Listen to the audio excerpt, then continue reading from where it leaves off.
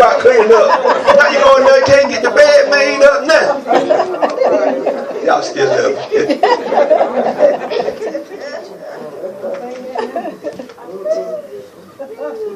It's a commandment in Matthew 22:37. You shall love the Lord your God with all your heart, and with all your soul, and with all your mind.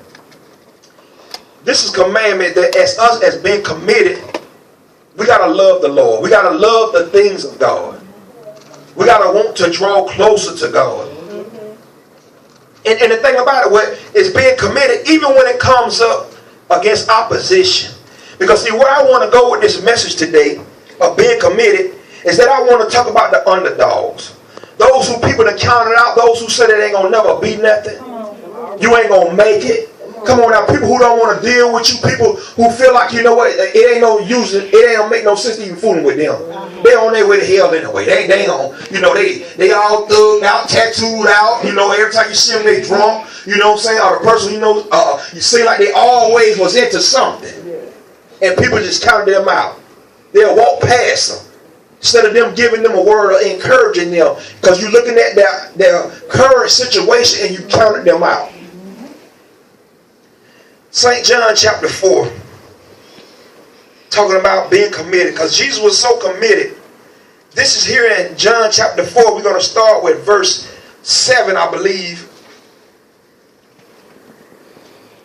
Verse 7. But before you read, it's here, Jesus was on his way, and he was coming by Samaria. And it was this woman at the well, was coming to the well. And this woman at the well, the Bible, as you know, she had many husbands. And as I was studying this, when the people came to the well, they came in the morning or in the afternoon. But because of her current situation, she came at noontime. Because she didn't want to face the people and the ridicule of what they may say. And sometimes we find ourselves that we avoid people.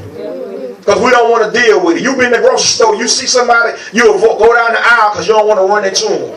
Because they might ask you what's going on with you, how you doing, you know, and you don't want to face that. Because you know you should be somewhere in your life or doing better, but then you got to face that person who you said, oh, I'm going to college, or I got my own business, I'm doing this, whatever, or how your marriage is, oh, we good. But if you run into them, you don't want to lie to them, so you want to avoid them because you know you and your wife having problems.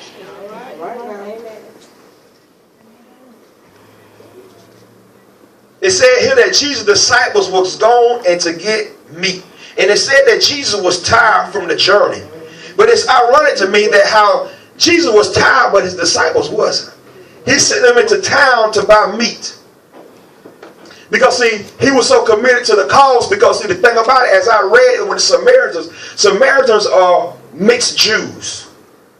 And a mixed Jew is that back in the time of Assyria king, the king of the Syrians had when the Egyptians, the Israelites was in captivity. King of Assyria had sent them in, and some of the Jews went back to Jerusalem, and some didn't go, they stayed behind. And the king of Assyria sent them in, and they mixed and they married, and they became a mixed breed. So the true and the pure Israelites didn't have nothing to want to do with them. And that's how you see sometimes in life, those so-called people or so-called religious people are so holy, and now they don't want to have nothing to do with the mixed breed. They don't want to have nothing to do with the underdog who people have counted out. Said that they ain't going to make it, they ain't no good, they ain't no even wasting no time with them. But Jesus, he went against the grain. Because he saw somebody that was in need. And that's what God is doing here today. It's us in here today that's in need. It said that the woman was thirsty. Come on now. And it just wasn't a natural thirst. It was a spiritual thirst. Because see, we get in a place sometimes we can run on in life, make all the money, get the house and the car, and have the nicest woman on your shoulder. Come on now. But it's still something missing. We thirsting for something. It's something that we needed that only Jesus can give. Start with me at verse 7. Chapter 4 and verse 7 of St. John. John 4, verse 7. A woman of Samaria came to draw water. Jesus said to her, "Give me a drink." for his disciples had gone away into the city to buy food. Then the woman of Samaria said to him, how is it that you, being a Jew, ask a drink from me, a Samaritan woman? Come on, look at this. She said, how is it that you are asking me for a drink? Because it said that he was tired from the journey. And she was saying, how is it that you asking me, most of all a woman, come on now, for a drink? Read. For Jews have no dealings with Samaritans.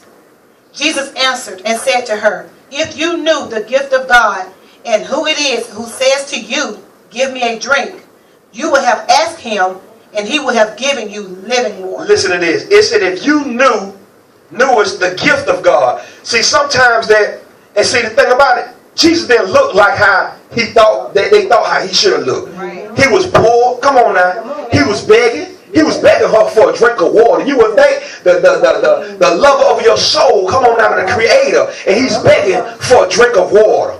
Come on now. See, because what it is, that person who gonna give you that encouraged word may not look like what they should look like. That person who come to give you that helping hand may not look like what they should look like. Come on now, you waiting on the CEO, or you waiting on somebody down the street, or got the big nice house, the fancy rims, or you waiting on somebody to come that person on the job to give you that promotion. Oh, I just know we grew up together. I know they gonna hook me up. But the person who really that help you, you overlook them. Come on now. You walk past them. Because you look like they look like they can't do nothing for me. I was reading this book one time, and I'm gonna get back to this. It said that it was this man. He rode around in a Fred something looking truck, ragload truck, and